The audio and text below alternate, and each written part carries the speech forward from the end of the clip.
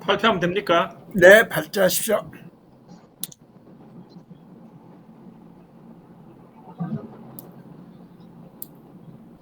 (17장) 다시 돌봄 노동에 대해 세계화와 돌봄 인력이 무너지다.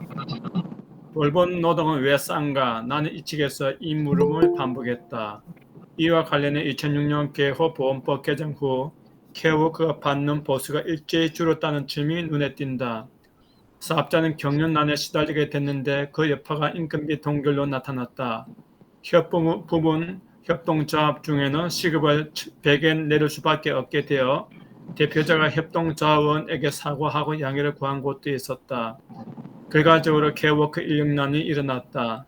좀처럼 사람이 구해지지 않았고 이직도 늘었다. 지역에서는 복지가 붕괴됐다 하면서 인력이 무너진 데 그 원인이 있다고 했다. 수요가 있어도 인력이 부족해 서비스를 제공하지 못하게 된 사업체도 생겼다.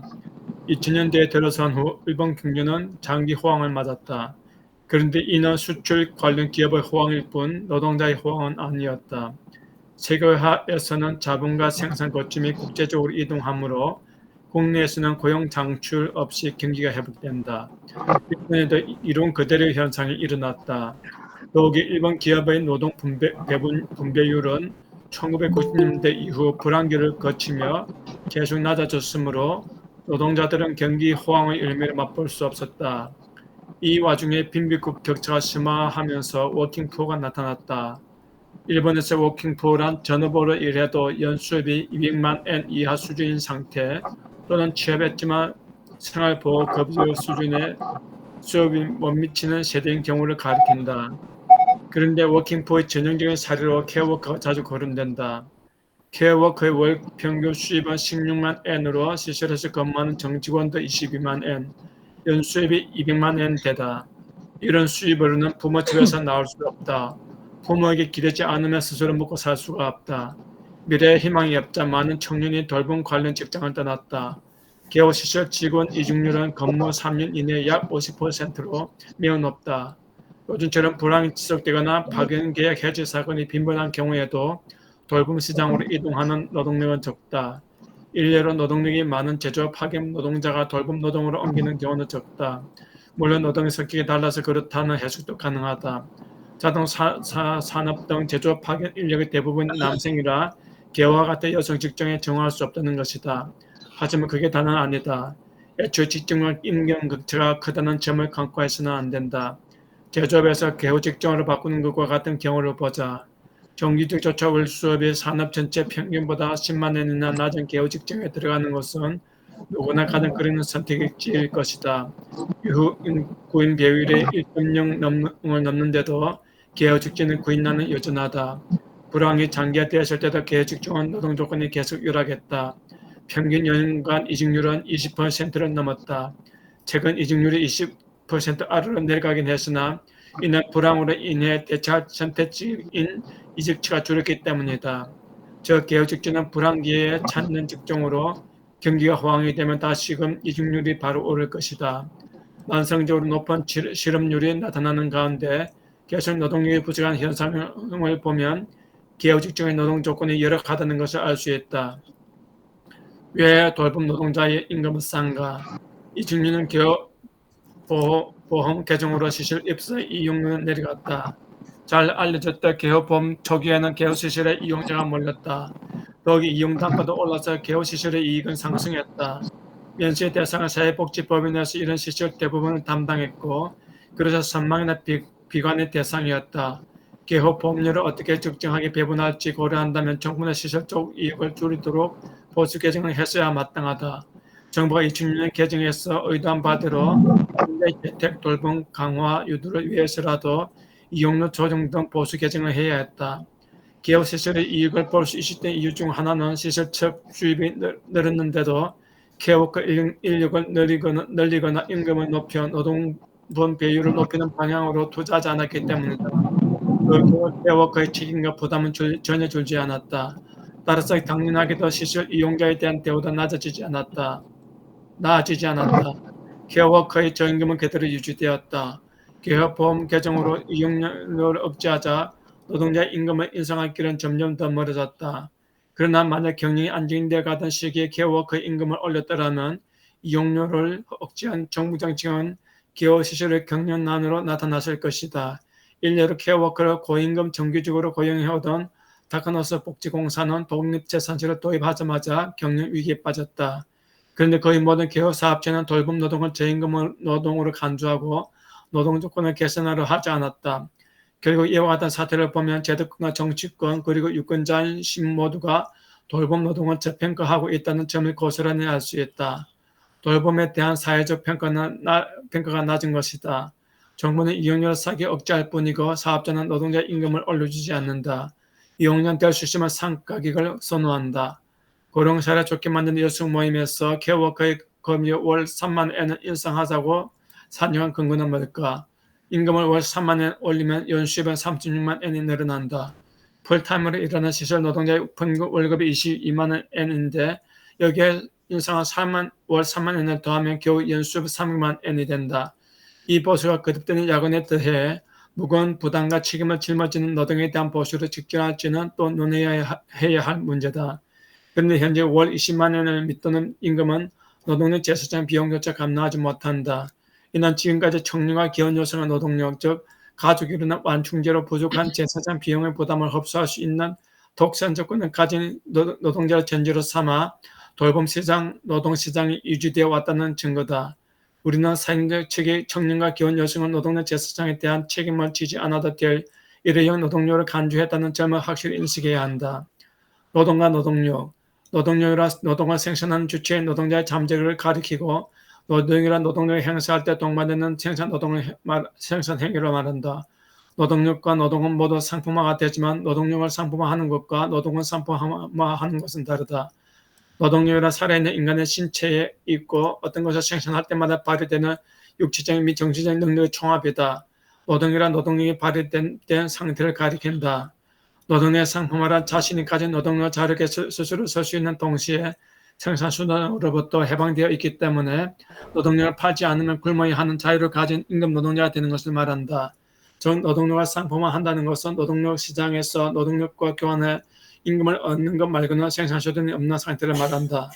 자본주의는 노동력의 상품화가 대규모로 일어난 역사의 산물이다. 한편 노동은 상품화하나 노동은 상품화하지 않는 사람들이 있다.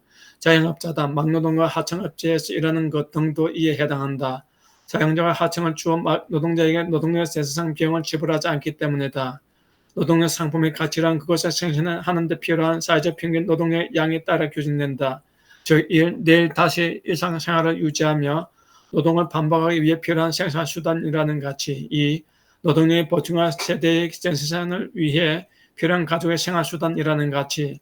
3. 특정 노동을 수용하는 데 필요한 숙련과 기능을 습득하는 데 필요한 교육훈련 비용에 의해 규정된다.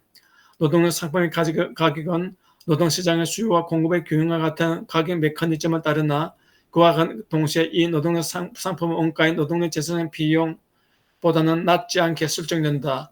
노동력 상품의 가격이 재사상 비용보다 낮으면 다른 상품들은 노동력 상품 역시 시장에서 퇴출되기 때문이다. 노동력 상품의 가격이 노동력 재사상 비용보다 낮은 경우는 1. 노동력이 충분히 상품화되어 있지 않은 때 2. 공급 강행일 때 3. 퇴출되더라도 다른 선택지가 없는 때다. 1. 노동력이 충분히 상품화되지 않은 때란 노동력의 재생산을 시장 바깥 영역에 의존하는 경우를 말한다. 가령 근대는 전라, 현대는 가죽의 시장 바깥 영역에서 노동력 재생산을 담당했다. 특히 워킹푸어 문제를 두고 일부 경제학자들이 일본에서는 불황일 때 가죽이 완충제 역할을 한다라며 마치 새로운 발견이라도 한 것처럼 말하는데 그렇지 않다. 워킹푸어는 역사적으로 가죽의 노동력 재생산 기능을 잃었기 때문에 나타난 문제라고 할 수 있다. 이 공급 강행의 경우는 주로 산업 예비군이라는 개념으로 설명되어 왔다. 그런데 산업 예비군 역시 철락이나 가죽이라는 영역에서 배출되므로 일과 이는 연동된다. 큰 변화가 있다면 세계화의 진행에 따라 이에 외국인 노동자가 추가되었다는 점이다. 3은 완충 역할을 하던 시장 바깥 영역, 즉 철락과 가죽의 해체를 말한다. 불안전하게 상품화된 노동력. 케어워크는 시설에서 일하는 청년층과 방문 케어를 하는 중년 주부로 양극화 되었는데 최근에는 대졸급 케어워커가 된 남성도 나타났다. 연금을 받지만 그 액수가 많지 않아서 조금이라도 더 수입이 필요한 계층이다. 마리아 미즈, 베로니카, 베널토 톰젠, 클라우디아 폼벨로프는 중심부 속에 반주변부 노동력이 늘어난 것을 두고 노동의 주부화라고 했다. 이 영역에 속한 노동력의 노동 방식에 전형적인 주부의 급급과 같기 때문에 이렇게 부른 것인데 이들의 예언대로 이제는 주부가 아닌 이들에게도 이 방식이 확산되었다. 노동력 시장에서 불안전하게 상품화된 노동력을 구비하는 이는 제사장 비용 아래 임금 수준으로 노동을 조절할 수 있다. 결과적으로 보면 불안전하게 상품화된 노동력으로 일하는 이들은 일종의 노동 덤핑에 응하는 셈이다. 신인과 서늘하게 해도 노동의 가격을 파괴하는 데 가다남은 결과를 초래한다. 나는 워커즈 컬렉티브나 NPO 회원들에게 스스로 노동 가격을 싸게 하지 말고 자신의 노동에 대한 적정한 임금을 요구하라고 자주 말해왔다. 이는 노동의 완전한 상품화를 요구하는 것을 오해받곤 했는데 그 의미가 전혀 아니다. 노동자는 자신의 노동만 팔고 노동력을 상품화하지 않을 자유가 있다. 비정규 고용 파트타임 노동과 같이 일반적으로 노동의 유연화라고 불리는 현상은 노동의 상품에 해당되지만 노동력의 상품화라고는 말할 수 없다. 노동의 유연화가 마치 후기 공업사회에 합당한 유행이라는 듯 이야기되는데 노동의 유연화 그 자체가 나쁜 것은 아니다. 문제는 노동의 유연화가 곧 임금격차와 직결된다는 점이다. 유연한 노동이라고 해서 저임금이어야 할 근거는 전혀 없다. 고용보장이 되지 않는 비정규 노동이라면 고용보장을 받는 정규 노동보다 임금이 높아야 한다. 초기 파견 노동은 상대적으로 고임금 전문직에 제한되어 있었으나 파견 노동법이 거듭 제정되면서 규제가 완화되어 노동자의 권익은 보호되지 못했다. 정규 노동의 노동력 재사상 비용이 알맞은 가격으로 거래되고 있는 것처럼 비정규 노동 역시 동일 임금을 요구해야 합리적일 것이다. 세계화 돌봄 노동. 제조업과 비교하면 돌봄 노동은 자본의 이전을 할 수 없고 생산 가치를 조정할 수 없다. 돌봄 노동은 생산한 노동이 생산된 바로 그 장소에서 소비되는 서비스라서 돌봄 노동을 생산하려면 노동자는 소비자가 있는 장소에 있어야 한다. 따라서 돌봄 노동에서 노동력은 자본과 반대 방향으로 이전한다. 돌봄 서비스 시장이 큰 미국과 유럽에는 국제 이동한 케어워커들이 있다. 이민자를 받아들인 미국과 유럽에서는 돌봄 노동은 외국인 노동력이 대다수 담당한다. 완성적으로 실업률이 높은 사회인데도 이주 노동자를 도입한 것이다. 어떤 상황일까? 이런 사회에서 돌봄 노동은 국적이 있는 독일인, 프랑스인, 미국인 등이 일하고 싶어 하지 않는 저임금 노동이다. 돌봄 노동에 정당한 임금을 지급하라는 주장은 국내 노동시장에 닫혀있는 조건에서 성립한다. 일본은 어떨까? 오랜 기간 일본 정부는 이민 노동력을 엄격히 제한했다.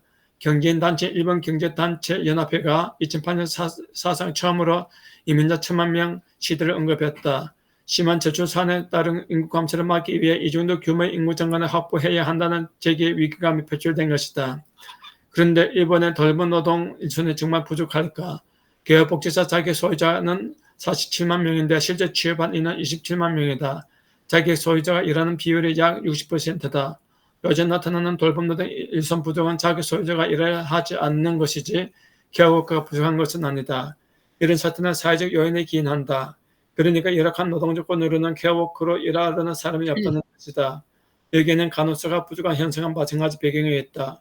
임금 수준을 높이거나 장시간 근무나 지속적인 야근 등의 노동 조건을 완화하면 일선 부족 문제는 해결될 것이다. 가령 의사는 케어워커나 간호사와 마찬가지로 경무에 시달리지만 수입이 크고 높은 사회적 평가가 따르므로 의사를 그만두려고 하지는 않는다. 노동력이 부족하다면서 외국인 노동자를 케어워커로 들이자는 주장은 열악한 노동 조건을 그대로 두자는 것이다. 개발도상국 출신 외국인 노동자는 일본인이 일하고 싶어 하지 않는 노동 조건에 동의할 것이라고 보기 때문이다. 지금과 같은 상황에서 외국인 노동자가 들어온다면 케어워커의 노동 조건을 개선하자고 주장하기가 더 힘들어질 것이다. 지가의 영향. 외국인 케어워커가 들어오면 일본의 돌봄 시장에는 어떤 상황이 나타날 것인가? 아직은 예상이지만 검토해보자. 외국인 케어워커는 불완전하게 상품화된 노동력이다. 이유는 다음과 같다. 첫째, 외국인 노동력은 사회적으로 표준이 된 제사장 비용에 대한 합의에는 이르지 못하고 있다. 외국인 노동자는 일본인보다 더 낮은 재소생 비용에 만족할 것이다. 외국인 노동자는 여러 명이 비좁은 원룸이나 기숙사에 함께 살면서 돈을 벌어 고기에 붙이고 벼슬을 잃게 될까 두려워 사용자와 부딪히지 않으려 함으로 이중률이 낮다. 외국인 케어워커가 늘어나면 같이 일할 일본인 케어워커 역시 노동 조건 향상을 요구하기 어려울 것이다. 둘째, 외국인 케어워커는 대부분 여성으로 5개의 가족이 있다. 외국인 여성 케어워커의 현지 가족은 현물 경제로 살며 아이를 기른다. 사용자가 세대간 재소생 비용을 지불하지 않는다. 셋째, 필리핀, 인도네시아 말고도 여러 아시아 국가들의 인구 증가로 인력이 해외로 나가는 상황이다. 일본은 상년 환율 차이가 있으므로 이러한 국가에서 노동력이 무한정으로 공급될 것이라고 여긴다. 법률과 정치가 통제하지 않는다면 국제 이동을 막는 것은 불가능하다. 국내 노동력 시장은 가격 메커니즘이 작동하지 않게 될 것이며 이렇게 되면 사용자는 얼마든 값을 돌봄 노동력을 살 수 있게 될 것이다. 넷째, 외국인 케어워커는 자주 거주 자격 문제로 법적으로 약자 입장에 놓일 것이다. 이미 일본에서는 사용자와 외국인 노동자의 비자를 빼앗아 관리하는 일도 일어났다. 외국인 노동자는 사용자와 갈등하면 비자를 잃을까 두려워한다. 이직하거나 체류 기한을 넘겨 미등록 체류자가 되면 국내 노동력 시장에 참여할 거주 자격을 잃고 건강보험을 포함해 여러 사회보장을 잃게 된다. 이미 일본의 건설업과 유흥업에서 발생했던 미등록 외국인 노동자는 일본 국내 노동력 시장에서 일하며 착취당하는 노동력이다. 그 시장은 영역의 세계화와 돌봄 노동의 국제이전, 돌봄 노동의 국제이동이 초래한 돌봄 연쇄 관련 연구에서 지금까지 주요하게 문제 삼은 것은 좁은 뜻의 돌봄 노동, 즉 육아 노동이다.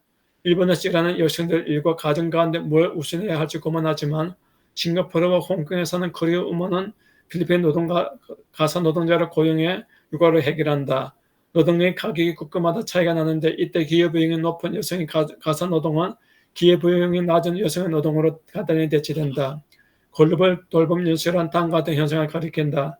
국제적으로 이동하는 노동력에 관한 경험적 연구에 따르면 돈을 벌기 위해 외국에 나가는 여성 노동자에게는 경제적 압력이라는 요인 외에도 더 좋은 고용 기회에 대한 요구, 가계에 대한 기여, 외국에 대한 호기심 등 주체적인 인센티브가 작동한다. 이 여성들 대부분은 부모와 자식이 있는데 외국에서 남의 자식을 돌보는 동안 이 여성의 자녀는 거의 부모 또는 그보다 기회비용이 더 작은 시골 출신 가사 노동자가 돌본다. 이 시골 출신 가사 노동자 여성 자식이 있는 경우 친척이나 남이 그 자식을 돌본다. 이렇게 되면 돌봄의 연쇄 맨 아래에 재생산 기능을 잃은 가족의 해지가 나타난다. 세계 체제의 중심부는 이민 노동력에 의한 생산 노동뿐만 아니라 재생산 노동도 필수적인 요소가 된 것이다. 고른자는 돌봄도 이와 같다고 말할 수 있다. 선진국의 고른자는 개발도상국에서 온 케어워커가 돌본다. 이 케어워커의 넓은 부문을 좀 더 비용에 싼 본국의 케어워커가 돌본다. 돌봄이 연수면 아래는 아무개에서도 돌봄을 받지 못하는 고령자가 있고 이 고령자는 버려지고 방치된다.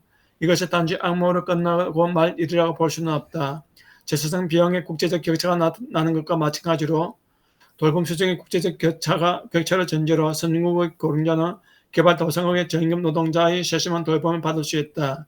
예를 들어 미국이 고령자 시설의 이용자와 돌보는 이들 간의 뚜렷한 인종 차이로 발생하는 위기를 보면 이 점을 여실히 실감할 수 있다. 나는 세계화가 끼칠 영향에 대한 두려움이 있다. 육아의 경우는 자기 자식을 부모 품에서 떠나보내 맡기는데 동의하는 이들이 많지 않다. 하지만 고령자 돌봄은 그렇지 않다. 이미 일본에서도 도시에 있는 지자체 고령자 시설은 초기 투자 비용과 인건비가 싼 지역으로 이전했다. 2009년 3월 일어난 고령자 시설 화재 사건에서 목숨을 잃은 입주자들은 도쿄도의 생활보호수급자였다. 희생된 이들은 도쿄도 도민인데도 도쿄 바깥에 있는 무허가 유로 노인홈에 살고 있었다. 무허가 유로 노인홈은 도쿄 안에 있는 시설은 부족하고 도쿄 밖에서는 비용이 적게 들기 때문에 생겼다. 또 지방엔 대도시 지자체의 복지시설을 유치한 곳도 있다. 과대성 개호 서비스를 받는 지역이 고해와 보험금리를 받고 있는 지자체와 일치하지 않아도 대여금 용인하기 때문이다. 일본에서 일어나는 이런 일이 비슷하게 국제적으로 일어나지 않을 것이라 볼 수 없다. 돌봄이 필요한 고령자를 국제적으로 일행시키는 데 사회적 정황이 없는데 외국인 노동자가 노동력 재생산 비용이 높은 일본에 이동하는 것보다는 고령자를 외국으로 이동시키는 것이 초기 투자, 인건비, 운영비가 싸고 또 이민자가 들어온 후 일본 국내 사회 통합을 위한 사회적 비용도 들지 않는다고 보는 시각이 있다. 이미 필리핀에 사례가 있다. 일본에서 연금을 얼마 받지 못하는 중증의 고령자도 필리핀에서는 약 3만 년 정도로 24시간 케어워커를 고용할 수 있다. 필리핀에서 얻을 수 있는 돌봄 수준을 유지하고 싶은 고령자들은 일본에 돌아올 수가 없는 것이다. 이런 돌봄 시설을 사업을 펼치는 사업자 중 일부는 외국에 세한 일본인 고령자 시설을 일본인 번역 케어워커 연수 시설로 활용하려고 한다. 돌봄의 값을 다시 논의하다. 고령자 돌봄을 받아들이고서 실제로 행하는 남성은 전체 가족의 약 30% 정도라고 알려졌다. 이런 남성은 일 대신 정년퇴직 혹은 조기 정년을 선택해 책임을 받아들인 남편, 이 실업에 끊어 부모 집에 의존한 상태로 부모와 같이 살고 있어서 달리 대체할 만한 선택지가 없는 아들이다. 만약 돈을 벌 능력이 있다면 남성들은 홈헬프나 가사 노동자를 고용할 것이다. 또 자신이 직접 장보고 요리하여 식사를 준비하며 수고하는 대신에 편의점 도시락이나 반찬을 구매할 것이다. 한편 고령자 돌봄에 로봇이 필요하다는 주장이 있는데 육아에 관해서는 아무도 그 주장을 하지 않는다. 이런 식의 논의가 거론되는 것은 고령자 돌봄은 누구나 대체할 수 있는 비인격적인 노동으로 간주하고 있음을 시사하고 있다. 남편도 아들도 고령자 돌봄을 육아보다도 하기 싫은 노동으로 여기고 이를 대체할 선택지가 있다면 가령 외국인이라 해도 망설이지 않고 여조할지 모른다. 이렇게 분석하고 있으나 나는 이민에 반대하는 배회주의자는 아니다. 세계는 옳고 그름을 따질 수 없는 세계사적 추세이며 좋든 싫든 그것에 대응할 수밖에 없는 역사적 변화다. 앞서 제시한 대로 세계화 정보, 돈, 물건, 사람의 국제 이동이 증가하는 것, 이에 따른 국내외 질서의 재편 과정이라 정의한다면 이미 일어난 정보, 돈, 물건의 국제 이동에 더하여 사람의 국제 이동을 저지할 이유는 없다. 생리는 새로운 기회를 찾아 국경을 넘어 이동하는 사람들의 존재를 국가라는 인위적인 벽으로 저지할 이유는 전혀 없는 것이다. 이제 우리의 답은 단 하나다. 일반 국내 노동조건을 국적, 인종, 민족, 나이, 성별에 상관없이 공평하게 적용하고 이러한 공평한 노동조건을 재분별을 둘러싼 정치 범위에 포함시키는 것이다. 여기는 현재 국민이라는 명칭이 붙어 연금 그리고 두 가지 보험, 건강보험과 개업보험도 해당된다. 외국인 노동자가 일본에 계속 거주하고 싶어 하지 않을지는 알 수 없다. 그러나 만약 일본으로 온 외국인 노동자가 일본에서 노후를 보내려고 하고 연금 등을 노후의 생활 자원으로 삼고자 한다면 일본은 일본 사회를 위해 기여한 이들에게 재분배를 답해야 한다. 하지만 여기서도 다시금 우리는 외국인 노동자가 맡을 돌봄 노동의 값을 묻지 않을 수 없다. 글로벌 돌봄 연수가 일어나 돌봄 노동이 외국인에게 계속 이전만 한다면 페미니즘의 과제는 해결된 것이 아니다. 단지 과제를 밀어놓은 상태일 뿐이다. 이상입니다. 수고하셨습니다.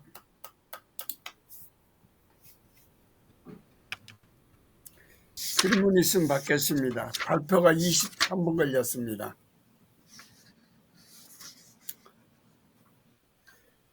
바로 원장님 발제하시죠. 마이크 꺼졌는데요?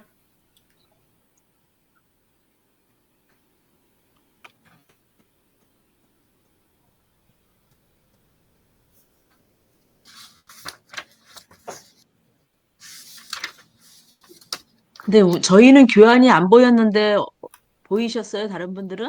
저기 김 목사님 것은 이사의 방에 있고요. 진장님 마이크 꺼졌습니다. 예. 김 목사님 발제문이 이사의 방에 있고요. 원장님 발제문은 한국 민들레 도서관에 있었어요. 아니, 근데 우리가 이거 지금 화면을 볼 때 교환을 보이게끔 하셨잖아요. 근데 근데 지금은 저기를 공유를 안 말씀하시는 하고 분이 그냥 그 밑에 발제 자막으로 맞췄어요. 떠서 저는 지금 그거를 봤거든요. 예. 근데 교환 안 보이고 지금 하신 거예요? 바탕화면에서 저희는 안 보였는데.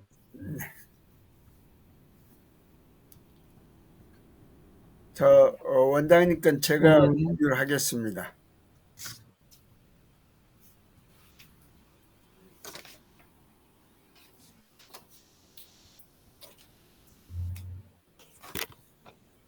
이명재 선생님이 지금 이야기한 거는 김웅수 목사님이 발제했는 것을 그 발제물이 안 보여가지고 그 네, 맥락을 못 따라갔다는 이야기를 말씀을 드리는 것 같아요. 맞아요.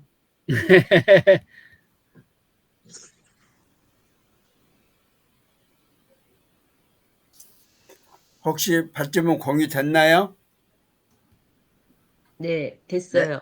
예. 그러면 18장 원장님 발제 부탁드립니다. 예. 너무 작아요, 그런데. 잠깐 조금 크게 해보시죠. 크게요. 예. 커졌나요?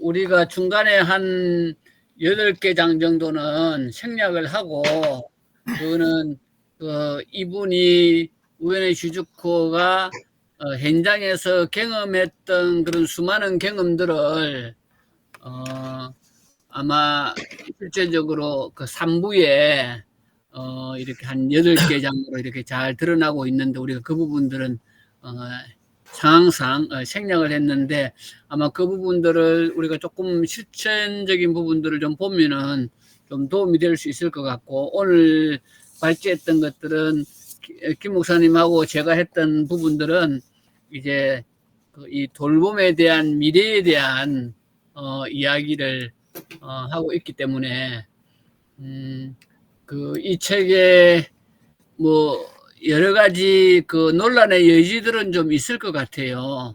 그렇지만은 이분이 그 연장에서 돌봄에 대한 이론, 그다음에 돌봄에 대한 실천적인 그런 부분들에 있어서 비교적 돌봄과 관련해 있어서는 굉장히 탁월하게, 물론 자기 주장과 자기에 대한 이야기 부분들이 많이 들어가 있지만은 그 논쟁적인 부분들에 있어서 아마 잘 전개하고 있는 것 같고, 이분이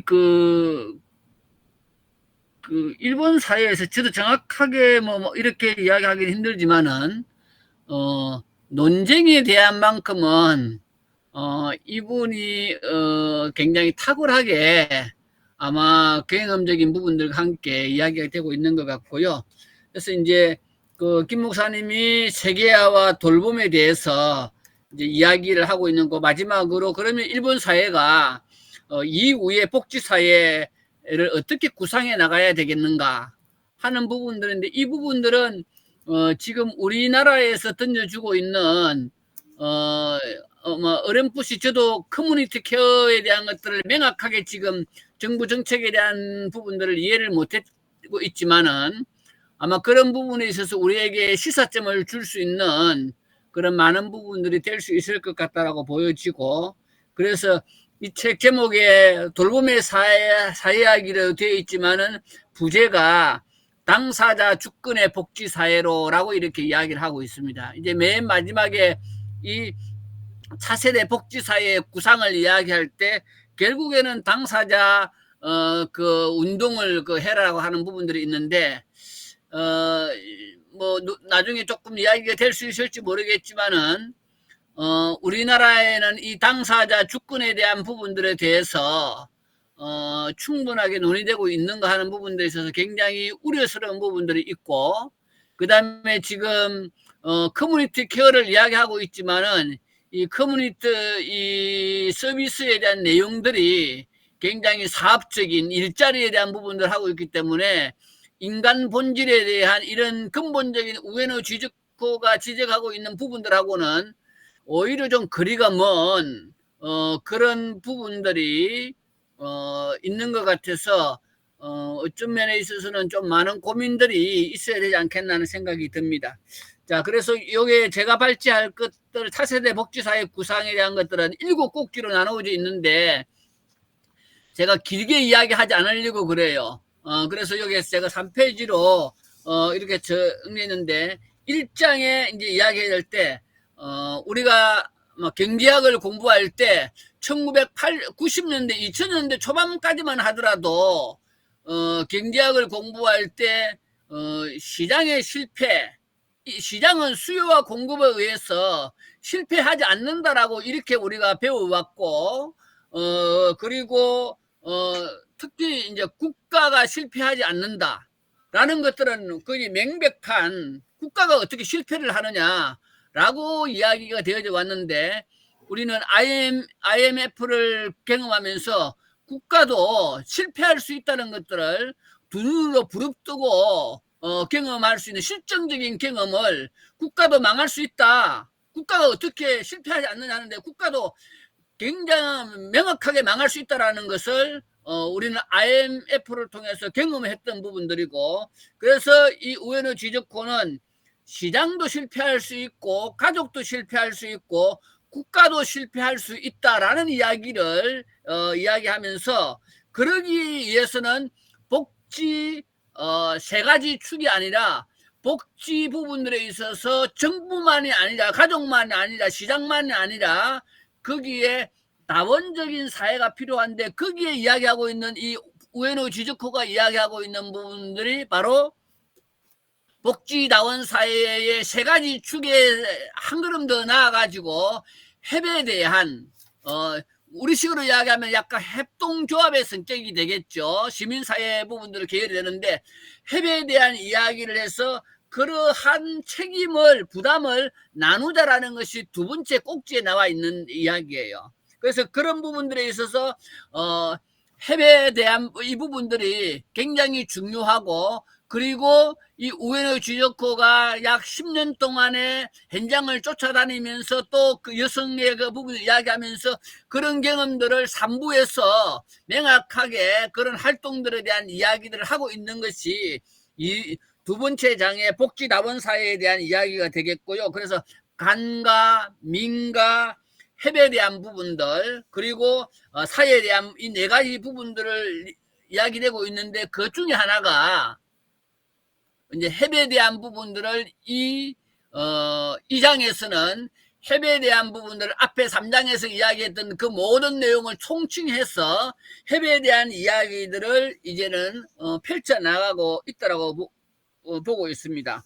그래서 1페이지에 보면은 복지다원사회의 책임과 부담 나누기를 할 때 인간이 살아가는데 안전보장 실현을 위해서 책임과 부담을 최적으로 혼합하는 것이 복지다원사회라고 한다면은 간과 민과 협 그리고 사 부분들의 각각의 역할들이 있어야 된다라고 이야기하고 있는데 그 간과 민과 협에 대한 역할에 대한 부분들을 제가 책에 있는 것들로 이렇게 이야기를 하고 있습니다. 그래서 간에 대한 부분들은 소득의 재분배라든지 재하, 서비스 급여에 관한 최적으로 해결하는 방식을 제도하는 것에 대한 부분들 그래서 이것을 운영해 나가고 관리해 나가고 감독하는 부분들을 되겠고 민에 대해서는 노동과 교환을 통한 자원의 최적 배분, 비즈니스 모델 개발하는 것, 경쟁에 관한 효율화, 법령 준수와 기업의 사회적 책임 달성. 이제 우에노 지즈코가 세 번째 본인이 가장 이 장에서 강조하고 있는 협에 대한 부분들은 당사자의 니드를 드러내는 것과 그것 자체를 일로 만들어내는 것. 그래서 당사자의 권리를 옹호하고 민 부분을 해서 간 부분들하고 협동을 하고 그래서 정책을 만들어 나가는 그런 이야기를 하고 있습니다. 그리고 사 부분은 개인적인 부분들은 대체할 수 없는 정서적인 관계를 제공하고 돌봄과 관련되는 의사결정을 내리는 것으로 이렇게 정의를 하고 있습니다. 그렇다면 3장에서 연대와 재분배를 이야기하고 있는데 그 앞에서 이야기했던 이런 사회보장에 대한 이런 부분들이 시장이 실패해 나간 부분들을 어떻게 보완해 나갈 수 있겠고 잔여 복지의 그러한 근거로 인해서 가족과 시장이 저절로 조절이 가능하다고 했는데 그것이 조절이 가능하지 않다라는 것을 경험적으로 그리고 우리는 그것을 가대평가해 왔고 혹시 지금까지 우리가 공부해 온 경제학에 대한 부분들은 틀렸다라는 하는 게 아니라 실패했다는 과거에 우리가 공부했던 90년대까지 공부했던 그런 그 경제학에 대한 교재가 거의 그 판 자체가 규범 자체가 달라져 버린 수요와 공급에 대한 이런 결정들이 다른 형태들로 있다라는 하는 부분들이 제4 부분들로 등장하면서 굉장히 그 포인트가 달라져 가고 있다는 것을 보시면 좋을 것 같고요.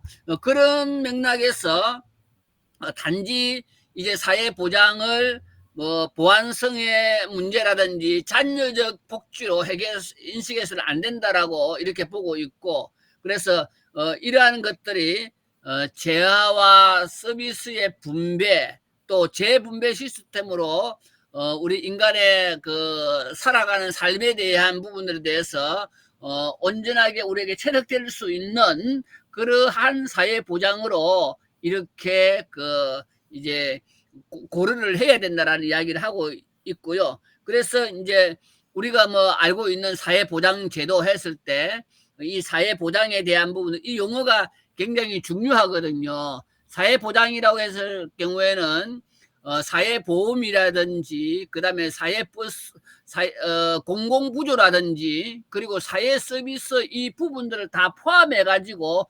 사회보장제도라고 이야기를 하거든요.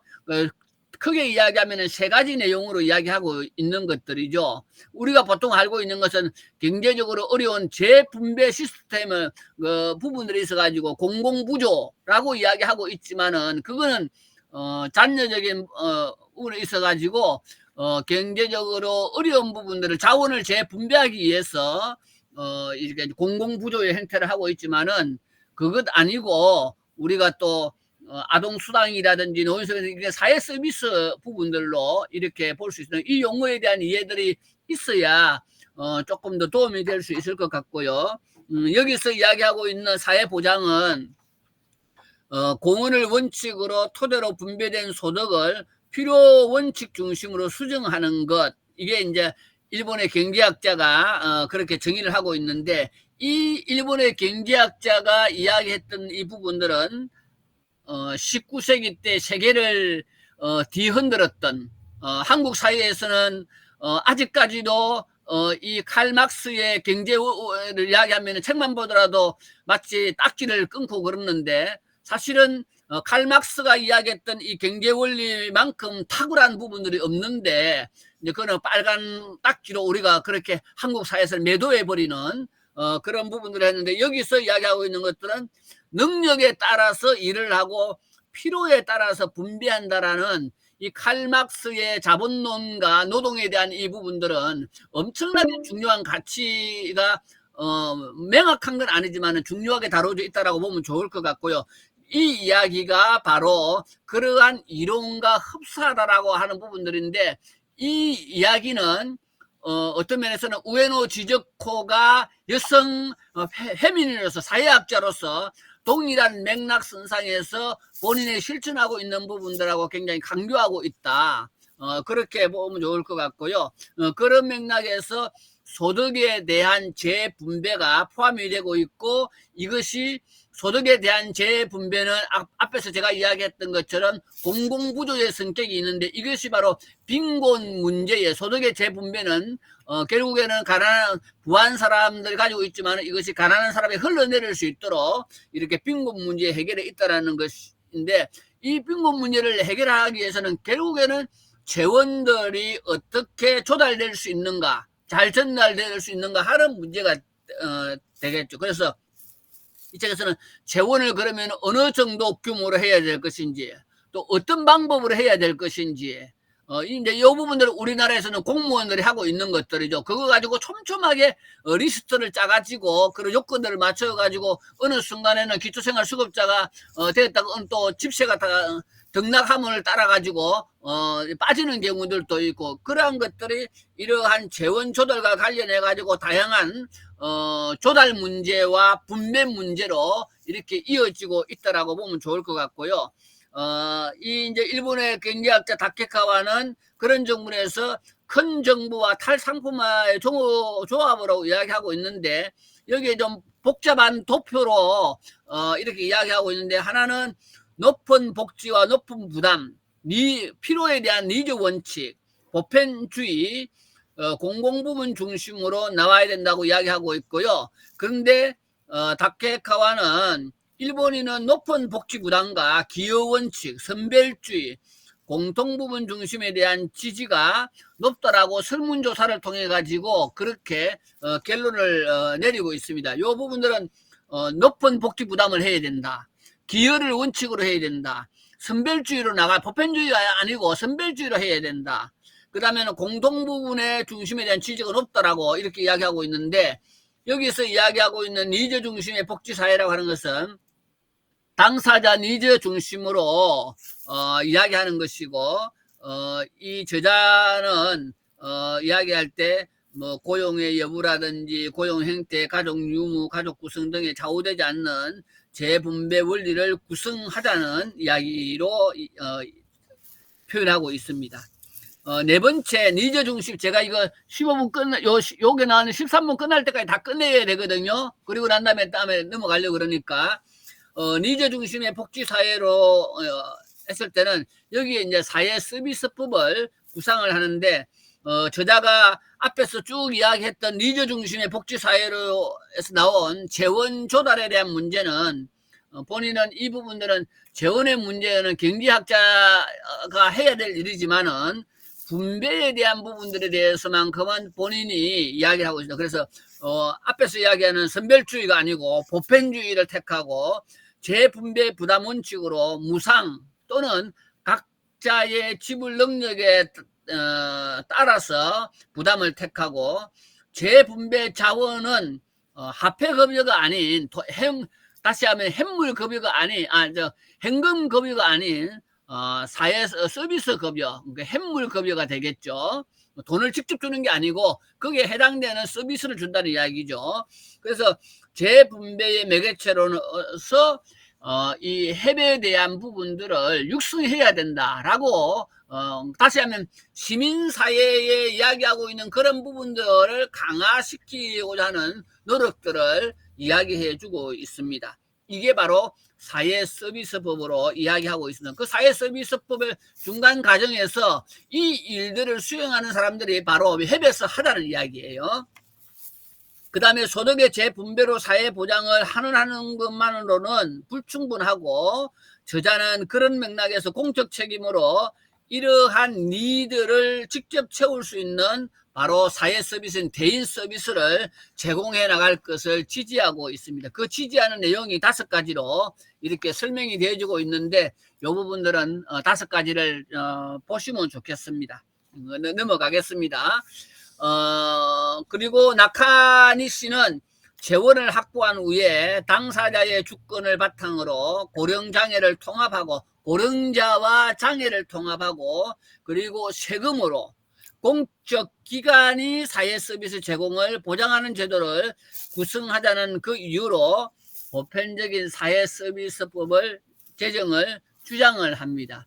어떤 면에서는 우리나라도 지금 막 달라지고 있죠. 경기도에서도 지금 막 이제 논란이 생기고 있는데, 사회 서비스원을 만들어 놔놓고 그런 중간 과정을 이야기하고 있는데, 지금 경기도에서는 사회 서비스원하고 경기도에 있는 부분들하고 통합하자는 부분이 있어가지고 앞에서 몇 년 동안 이야기했던 부분들이 전혀 다른 형태들로 지금 전개되고 있고, 우리 인천도 그런 부분에서 좀 논란들이 많이, 사회 서비스원을 만들었다가 지금 그 기능이 완전히 축소되어지는, 인력도 줄이고 그런 부분들로 지금 드러나고 있죠.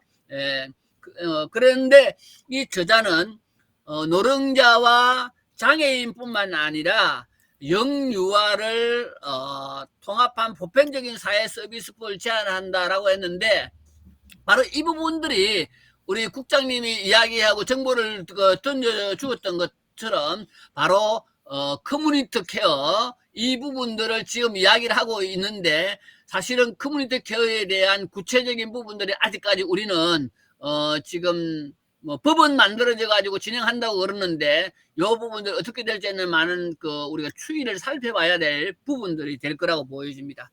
5번째, 고령자와 장애인 유아 돌봄 통합으로. 그전에는 이게 개요보험이 1997년도에 만들어 가지고 97년도에 논의가 되어져 가지고 3년 뒤에 개요보험법이 만들어졌고, 그것이 결국에는 이제 서비스 제공하는 중에서 장애인 지원법과 고령자 부분들에 있어서 이 부분들을 이야기하고 있는데, 고령자는 고령자보다는 장애인들은 본인들의 필요에 의해 가지고 했다는 이야기를 우리 앞 시간에 많은 논의를 했잖아요. 그런 부분들이 있는데, 이 저자는 고령자와 장애인과 영유아 돌봄 통합으로 나아가야 된다라고 이렇게 주장을 하고 있는 거죠. 그래서 개호보험이 돌봄을 사회화해 나가는 첫걸음이라고 한다면은, 두 번째 걸음은 장애인 자립지원법이고, 그리고 노인과 장애인과 영유아 통합이 바로 보편적인 사회 서비스 지원을 완성하는 것이다. 그러니까 고령자, 장애인, 유아 돌봄 통합으로 우리가 이야기하는 커뮤니티 케어 형태로 이렇게 되는 것이 완성되는 것이다 라고 이야기를 하고 있는 것들이죠.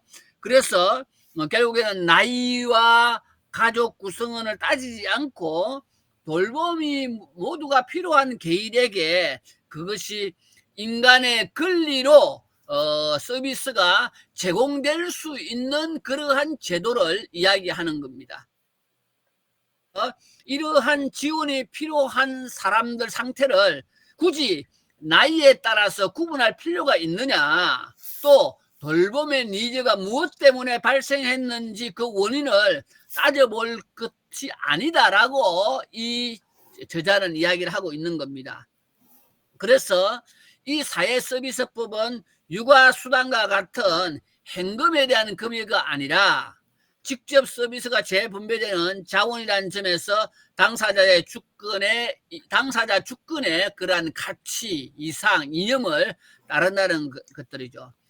우리나라에서도 지금 육아수당은 현금으로 주는 거 맞습니까?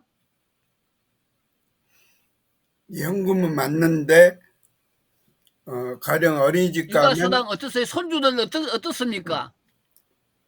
현금으로 주는 거 맞죠? 제가 알기로는 현금으로 주는 건 맞는데, 그 어린이집 가면 어린이집 저기로 다 납부해야 돼요. 예, 그렇죠. 예. 거기에 또 제가 이런 이야기는 안 하려고 그러지만은 이런 문제 때문에 또 보이지 않는 물밑 거래가 이루어지는 거죠. 애가 둘이 있고 그러면은 돈 내고 서로 간에 원장하고 짜고 치는 그러한 것이, 이것이 이제 서비스에 대한 누수 현상이 발생을 하는 거예요. 이런 것들에 대한 것들이 우리 주변에도 보면은 그러한 부분들이, 어려운 사람들은 안 보내고 돈을 좀 취하기를 원하고 정부에서 돈을 주는 거니까 요 원장은 그런 부분들에 있어서 몇 대 몇으로 나누어 가는 그러한 복지의 본래 정신이 아닌 그런 것을 누수 현상이 생기도록, 그래서 패닉을 보려고 하는 그러한 부적절한 거래들이 우리 주변에도 가끔 보고, 이제 그걸 이제 뭐 들키면은 이제 벌금도 내야 되는 그런 부분도 있는데, 하여튼 그런 것들이 이루어집니다. 여기서는 이제 이야기했을 때 보편적인 사회 서비스법이 시행되면은 서비스 급여의 대상에는 요개호도 요개호도 오라고 하는 것은 가장 중증자라고 볼 수 있는 거겠죠. 맞습니까? 네. 예. 그래서 스스로 움직일 수도 없고, 그러면은 반드시 식사 도움이 필요하고 배변을 가릴 수 없는 그런 고령자뿐만 아니라 영유아도 포함이 된다고 이야기하는 거죠. 그리고 요즘에는 뭐 이제 2살, 3살도 우리 뭐 돌봄이 뭐 맡겨놓으면은 다 지원이 되지 않습니까? 굉장히 빠른 속도로 그렇게 진행이 된 겁니다.